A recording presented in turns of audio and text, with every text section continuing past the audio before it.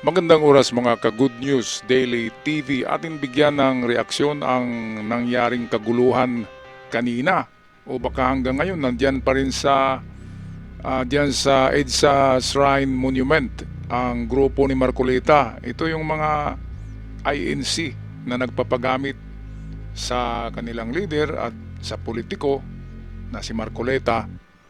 At nandiyan walang permit. Biglang nagrarally kasi kung kukuha daw sila ng permit ay hindi daw papayag ang gobyerno kasi ito'y isang anti-government rally. Kaya meron tayong video, hiram natin dito sa Enquirer TV at sa GMA News.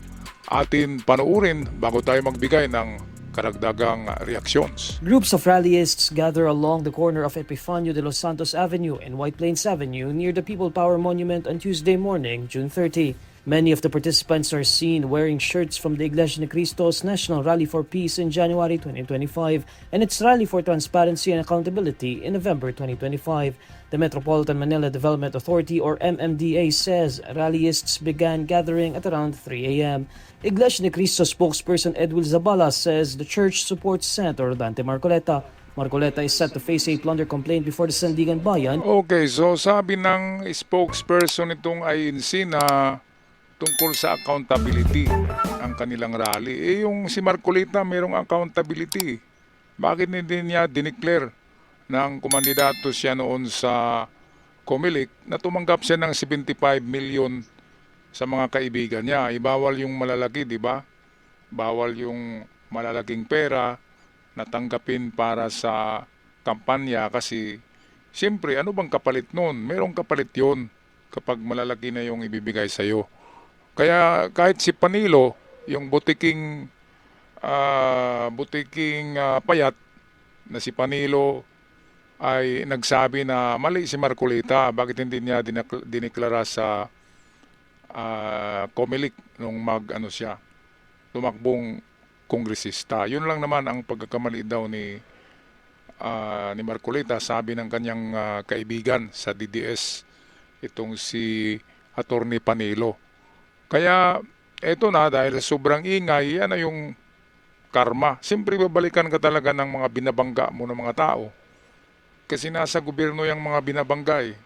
Yan ang mahirap sa mga taong akala nila ay kaya na nilang kontrolin ang gobyerno. Isang senador ka lang eh, tapos makontrol mo lahat. Grabe naman. Pati ba naman presidente gustong i-overtake nito? Eh ba't mo babanatan ang presidente? Isang senador ka lang, mabutit ano kayo diyan? Lahat ng senador ay ayaw nyo kay PBBM. Nanalo yan pinili yan ng sambayanan, nanalo sa eleksyon. So maganda diyan, antayin nyo na lang kung kailan mag-expire yung ano niya ni PBBM pag-upo sa gobyerno. At saka kayo magluklok diyan kung sinong ilalagay nyo. Ngayon pa lang gusto niyang ang dami-daming mga movement na patalsikin si PBBM. Kaya nga nandiyan ang pati si Marcoleta, pati sa China, nag-a-attorney na sa China, nag-a-attorney sa mga diskaya. At kung sino-sino pang ina-attorneyhan nito, kaya ito, binalikan siya ngayon ng ombudsman, which is department ng sangay ng gobyerno. Ang ombudsman, siyempre, kanino ba papanig yung ombudsman? Doon ba sa kumakalaban sa gobyerno o kay PBBM? Yun lang, simple logic lang yun eh. Tapos ngayon sasabihin itong mga iglesia na for accountability. Wala nga accountability si Marcoleta kasi hindi niya diniklara na binigyan pala siya ng 75 million itong mga ungas. Mga kababayan, ano sa palagay niyo kapag nagbigay ka ng milyon-milyon sa isang politiko, wala ka bang gustong makuha in return? A favor, di ba? Ganun talaga yun. Kapag meron kang binigay, merong ibibigay din sa iyo na kung ano-ano yung mga senador na tumatanggap ng mga payola. Kaya merong itong tatlong ungas na ito na nagbigay kay Marcoleta ng 25 million ay kasama sa kasuhan ng ombudsman. Kaya ayan, ang sobrang ingay-ingay kasi. Kung nanahimik lang, hindi sana magulo ang buhay. Di ba Marcolets? Ang kulit-kulit eh. Kaya ayan, meron tayong balita dito, kuha rin natin sa GMA Integrated News. Isa Ating pang pakinggan. senador ang sasampahan ng Office of the Ombudsman ng kasong plunder. si Senador Rodante Marcoleta. Kaugnayan ng pagtanggap umano ni Marcoleta ng 75 million pesos na donasyon noong isang taon habang nakaupo bilang isang kongresista. Pagdidiin naman ni Ombudsman Jesus Crispin Remulla, nakabatay sa ebidensya at hindi sa alyansa ang kanilang desisyon sa pagsasampa ng kaso laban sa isang senador. At nakatutok si Joseph Moro. Sinabi ni Ombudsman Jesus Crispin Remulla na sasampahanin nila ngayong linggo ng kasong plunder si Senador Rodante Marcoleta sa Sandigan Bayan. Kaugnayan ang pagtanggap umano ni Marcoleta ng 75 million pesos na donasyon noong January 2025 bago siya tumakbo sa pagkasenador. Senator Marcoleta, definitely, for resolution na. We're about to file it already. Ang sabi ng investigating team ng Ombudsman, napakalaki ng halagang ibinigay kay Marcoleta para ituring na simpleng regalo at ito ay may tuturing na umanong korupsyon. Lalo't isa na siyang kongresista nang tanggapin ito kaya hindi umano may iwasang isipin na may hinihintay na kapalit ang mga nagbigay.